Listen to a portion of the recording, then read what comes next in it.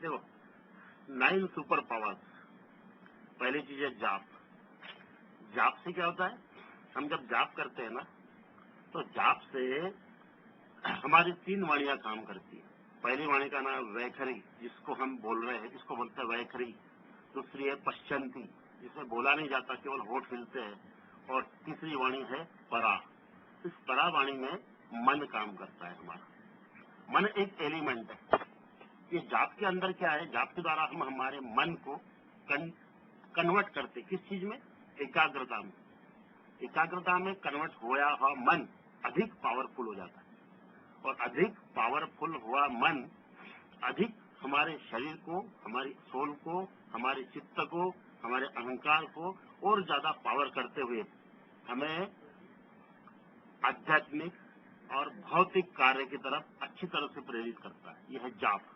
उसके बाद में ताप। ताप का अर्थ है, जाप से जो इलेक्ट्रिसिटी हमारे शरीर में उत्पन्न होती है, उसको मैग्नेट फोर्स में कन्वर्ट करने का नाम ताप है।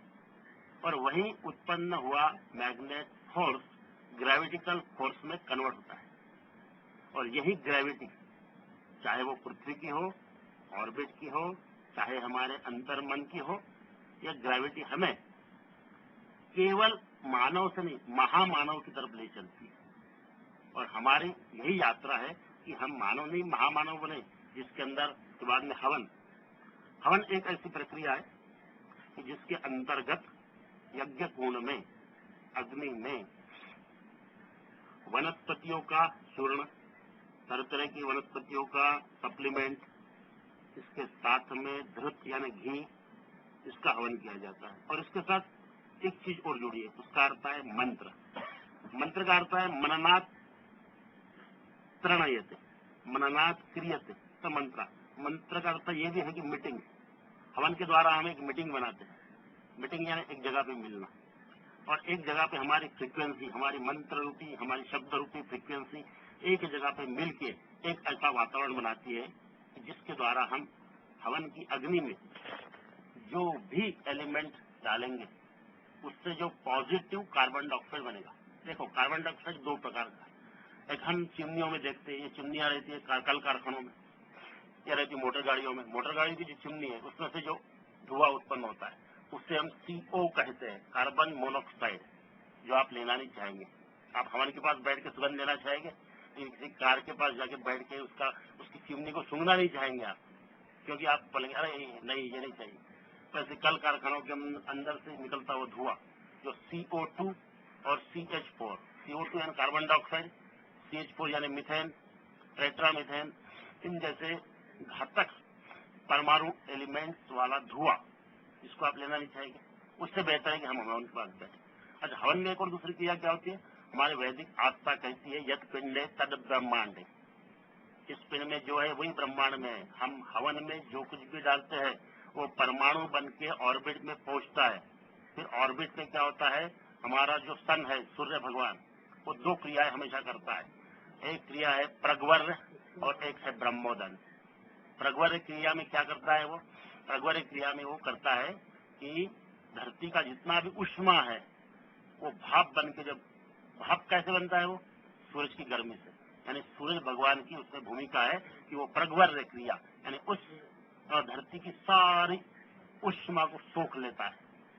और फिर विशिष्ट समय में जब हवा का कम दबाव का पट्टा जून जुलाई अगस्त में निर्माण होता है, उस समय उसी ऊर्जा को वो जल के द्वारा, हाइड्रोजन ऑक्सीजन के द्वारा पूर्ण पृथ्वी पर अन्नौषधि के रूप में पहुंचाता है। और उसके बाद में हरियाली चालू होती है, वृक्ष बनते हैं। यह क्रिया ब्रह्मोदन की कहलाती है। तो हवन के द्वारा यह प्रग्वर्य और ब्रह्मोदन की क्रिया और ज्यादा गति से होती है। और ज्यादा गति से होने की वजह से यह ब्रह्मोदन और प्रग्वर्य की यह क्रिया, इसमें सन्निहित ऊर्जा, ये पावर, ये क्षण प्रतिक्षण ऑर्बिट को और अधिक पुष्ट करती है। जिसकी वजह से जो आजकल जो ग्रीन हाउसेस हो रहे हैं ना, ग्लोबल वार्मिंग की वजह से, जिसकी वजह से तरह तरह की गैसों से मिश्रण से ओजोन की परत में जो छेद हुआ है, जिसकी वजह से सूरज की निगेटिव वेव्स, अल्ट्रावायलेट वेव्स जो धरती तक कम पहुंचनी चाहिए थी, वो ज्यादा वेग से पहुंच रही है। जिसकी वजह से तापमान में ज्यादा वृद्धि हो रही है। तापमान में ज्यादा वृद्धि होने की वजह से डिग्री सेल्सियस में बढ़ रहा है, उसकी वजह से घातक प्रकार की बीमारियों का संक्रमण हो रहा है। और भी कई ऐसी चीजें हो रही है कि जो ग्लोबल वार्मिंग, भूमंडलीय औष्णीकरण, भूमंडलीय औष्णीकरण इसके लिए समाहित है। तो हवन के द्वारा हमारी ऋषि मुनि की मान्यताएं है, हमारी वैदिक मान्यताएं है कि यह ऊर्जा हवन के द्वारा, प्रज्वल्य के द्वारा सूरज के उच्चिष्ट अंश के अंदर, जो ऑर्बिट के एक विशिष्ट स्थान पर जहां ओजोन का लेयर होता है वहां तक पहुंचती है और उस लेयर को पुष्ट करने का काम करती है। यह हो गया हवन। उसके बाद में आरती। आरती का मतलब क्या है? सुपर 9 पावर में आरती चम स आरती, आर्त स्वरानुक्रियते इति आरती। हम आरती के द्वारा हमारा आर्त स्वर, हमारे मन की भंगिमाएं, हमारा वो संक्षेपण, हमारी वो चेतना, हमारा उत्पिषण अपने ईश्वर तक हम पहुंचाते हैं।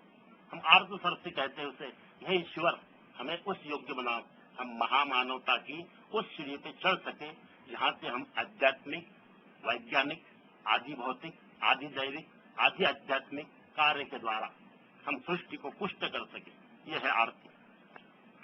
आरती के बाद में है प्रार्थना। प्रार्थना एक तत्व है कि भाई प्रेरित करती है वो प्रार्थना। हम जब किसी के लिए प्रार्थना करते हैं अंदर मन से, तो हम ऑर्बिट के लिए प्रार्थना करना चाहते हैं और हमें करना चाहिए। हम यूनिवर्सल के लिए जीना चाहिए। कुछ समय ऐसा आने वाला है कि यूनिवर्सल में रहने लायक ऊर्जा नहीं रहेगी, यूनिवर्स में रहने लायक जगह नहीं रहेगी, यूनिवर्स में पीने लायक पानी नहीं रहेगा, यूनिवर्स में ऐसी कई चीजें हैं जो हमको आज सहज में मिल रही है वो नहीं मिलेगी। तो फिर हम क्या करेंगे? इसलिए हमको प्रार्थना करना है। प्रार्थित, प्रअर्थित, भाई प्रेरणा के अंश के द्वारा, प्रेरणा के अर्थ के द्वारा हमको हमारी सन्निहित ऊर्जा को ईश्वर तक पहुंचाना है। कौन सा ईश्वर? वो जो तुम में है, मुझ में है, प्राणी में है, वनस्पति में है, हर चेतना में, कण कण में है, वो है प्रार्थना। प्रार्थना के बाद में है स्तोत्र। स्तोत्र के दो स्वर है, एक स्तोत्र है, एक स्त्रोत है। स्त्रोत यानी किसी चीज का प्रवाह, किसी चीज का जमाव। तो वो जमाव, वो स्तोत्रों के अंदर में कई प्रकार की वाइब्रेशन है, कई प्रकार के स्वर है जो डेसिबल में, हर्ट्ज में कन्वर्ट होते हैं। जैसे हरि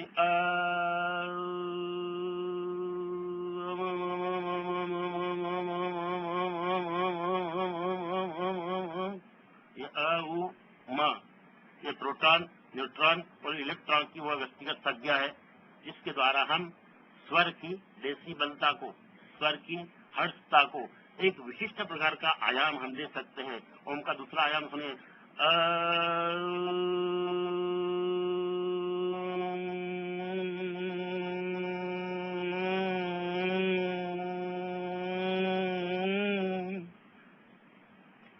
यह है उस व्यापकता का स्वरूप जो स्वर को एक विशिष्ट प्रकार का विभाजन देता है।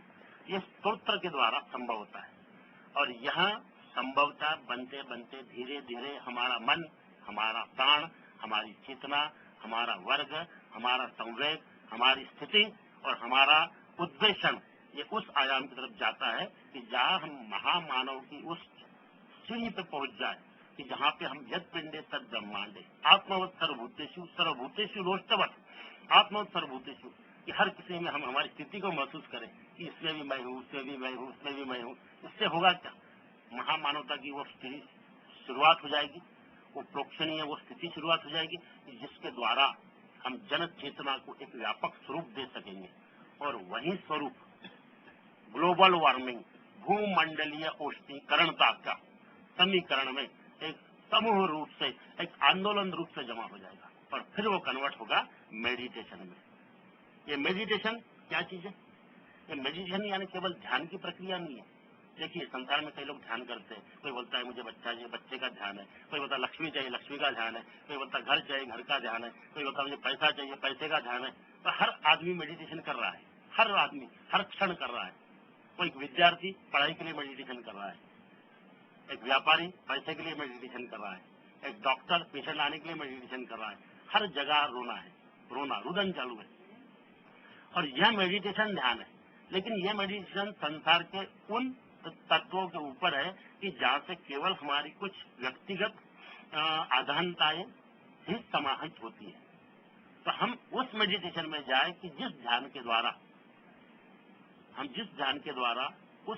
द्वारा हम पृथ्वी का परिमाणिक स्वरूप, पृथ्वी क्या है? पृथ्वी हमारा ही अंश स्वरूप है। तो पृथ्वी का परिमाणिक स्वरूप, उसकी आधानता और उसकी संप्रेक्षणा को हम अच्छी तरह से जान सके और उसी स्थिति को धारणा में कन्वर्ट करते हुए, मेडिटेशन को धारणा में कन्वर्ट करते हुए आखिरी की जो स्थिति है इसे कहते हैं समाधि।